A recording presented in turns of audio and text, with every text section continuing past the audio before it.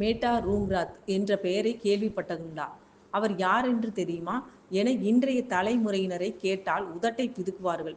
ஆனால் 55 வயதை கடந்தவர்கள் சட்டென்று சொல்லிவிடுவார்கள். என்னங்க, அவரையா தெரியாது? எம்ஜிஆரின் பச்சை கிளி ஆயிற்றே என்று பளிச்சென்று கூறுவார்கள். புரட்சி தலைவர் எம்ஜிஆருடன் உலகம் சுற்றும் வாலிபன் படத்தில் பச்சை கிளி முத்துச்சரம் என்கிற பாடலுக்கு ஆடிய தாய்லாந்து நடிகை மேட்டா ரூங்ராத்தை ரசிகர்கள் அவ்வளவு சீக்கிரம் மறந்திருக்க மாட்டார்கள். அந்த படத்தில் நாயகிகளாக லதா, மஞ்சுளா, சந்திரகலா இருந்தாலும் கூட அவர்களை விட அந்த படத்தில் சில காட்சிகளில் மட்டுமே நடித்த மேட்டா ரசிகர்களை எளிதில் வசீகரித்தார். இந்த படம் வெளியான சமயத்தில் எம்ஜிஆரும் அவரும் ஆடி பாடும் பச்சை கிளி முத்துச்சரம் பாடல் காட்சியை ரசிகர்கள் எல்லாம் ஒன்ஸ் மோர் கேட்டு மீண்டும் திரையிடச் சொல்லி ஆரவாரம் செய்தார்கள். தமிழ் படங்களில் எத்தனையோ வெளிநாட்டு பெண்கள் நடித்திருக்கிறார்கள். அவர்களில் அழகி என்றால் மேட்டாவை தாராளமாக சொல்லலாம். சீன பெண்களுக்குரிய முக லட்சணங்களில் இருந்து மாறுபட்ட தோற்றம் கொண்டவர். அவர் உடல்வாகும் அப்படித்தான். எம்ஜிஆர் தனது நாயகியாக ஒருவரை தேர்வு செய்கிறார் என்றால் அவர் சாதாரணமான நபராக இருப்பாரா என்ன? படத்தின் 4வது கதாநாயகியான மேட்டா ரூங்ராத் தன்னை ஒப்பந்தம் செய்ய வந்த எம்ஜிஆரை முதலில் பார்த்தபோது அவரது எளிமையை பார்த்து, இவரா இந்த படத்தின் நாயகன் என கேள்வி கேட்டார். ஆனால் மறுநாள் படப்பிடிப்பில் அவரை பார்த்து, இப்போது என் முன்னே இருப்பது நேற்று பார்த்தவர்தானா என ஆச்சரியத்தை அடக்க முடியாமல் கேட்டார்.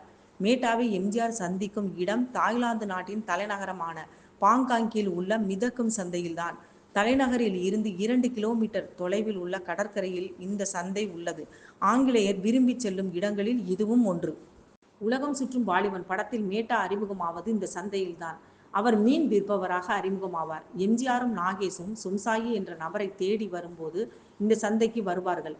அவரை எங்கே சென்று தேடுவது என்ற குழப்பத்தில் இருக்கும்போது அவர் பெயரை சத்தம் போட்டு சொல்வோம். ஒருவேளை சும்சாயி கிடைக்காமலா போய்விடுவார் என்று நாகேஷும் எம்ஜிஆரும் மாறி மாறி அந்த பெயரை சத்தம் போட்டு சொல்வார்கள்.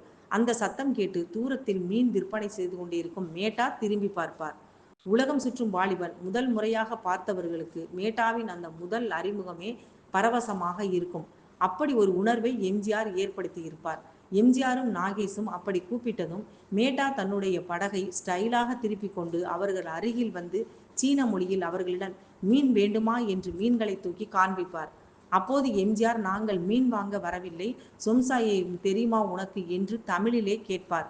உடனே அதற்கு தெரியுமே என்று தமிழில் பதில் அளித்ததும், நாங்கள் அவரை பார்க்கணும், அழைச்சிட்டு போவீங்களா என்று எம்ஜிஆர் கேட்க அவர் தனது தந்தையிடம் அழைத்து செல்வார்.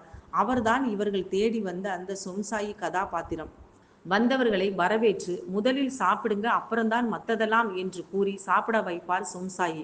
மேட்டா பரிமாற எம்ஜிஆர், நாகேஷ், சொம்சாயி மூவரும் சாப்பிடுவார்கள். இவர்கள் ஒன்றாக இருப்பதை அங்குள்ள மர வீட்டில் படமாக்கி இருப்பார்கள். ஆனால் எம்ஜிஆர், நாகேஷ் க்ளோஸ்அப் ஷாட்டுகளை சென்னையில் படமாக்கி இருப்பார்கள். அதனால்தான் தாய்லாந்தில் படம் பார்க்கும்போது நாகேஷின் தட்டில் இருக்கும் பழம் இங்கே சென்னையில் படமாக்கப்பட்டு இருக்கும்போது மாறி போயிருக்கும். ஆனால் கதையின் ஓட்டத்தில் அதெல்லாம் பெரியளவு குறையாக தெரியாது. தாய்லாந்து வழக்கப்படி தட்டில் உள்ள நூடுல்ஸை எம்ஜிஆர் சர்வசாதாரணமாக ஜப்பானியர் போல குச்சியில் எடுத்து சாப்பிடுவார். நாகேஷுக்கு அப்படி சாப்பிட வராது. ஒரு கட்டத்தில் அவருக்கு அழுகையே வந்துவிடும். கோபத்தில் குச்சியை தூக்கி போட்டுவிட்டு நூடுல்ஸை அப்படியே சாப்பிடுவார். எம்ஜிஆரும் மற்றவர்களும் பலமாக சிரிப்பார்கள். அந்த இடத்தில் எம்ஜிஆர் ஒரு சிறிய மீனை தூக்கி அப்படியே வாயில் வைத்து உறிஞ்சி முள்ளை தூக்கி போடுவார். எம்ஜிஆர் சாப்பிடும் அழகை மேட்டா ரசித்து பார்ப்பதும் அழகாக இருக்கும். இரவில் எம்ஜிஆர், நாகேஷ் படுத்திருக்கும் இடத்திற்கு மேட்டா நீண்ட கத்தியை தூக்கி கொண்டு வருவார். அதை பார்த்து நாகேஷ் அலறுவார். அப்போது மேட்டா, உங்களுக்கு ஆபத்து, நான் தான் காவல் என்று கூறி துண்டு துண்டாக தமிழ் வார்த்தைகள் பேசி அப்படியே படுத்து தூங்கி விடுவார். அப்புறம் என்ன, கனவுதான். அப்படி கனவில் அவர்கள் பாடுவது போன்று உருவாக்கப்பட்ட பாடல்தான் பச்சை கிளி முத்துச்சரம் பாடல். இந்த பாடலின் இறுதி பகுதி படமாக்கப்படாமல் விட்டு போனதால் சென்னையில் படமாக்க விரும்பி அதற்கான ஏற்பாடுகளை எம்ஜிஆர் செய்திருந்தார். அதற்காக மேட்டா தாய்லாந்தில் இருந்து சென்னைக்கு வர வேண்டும். ஆனால் அந்த சமயத்தில் அங்கே வனப்பகுதியில் வேட்டையாட போன இடத்தில் எல்லை பகுதியை அத்துமீறி கடந்து விட்டதாக கூறி காவல்துறை மேட்டாவை கைது செய்து பிடித்து வைத்து கொண்டதால் அவரால் சென்னைக்கு வர முடியவில்லை.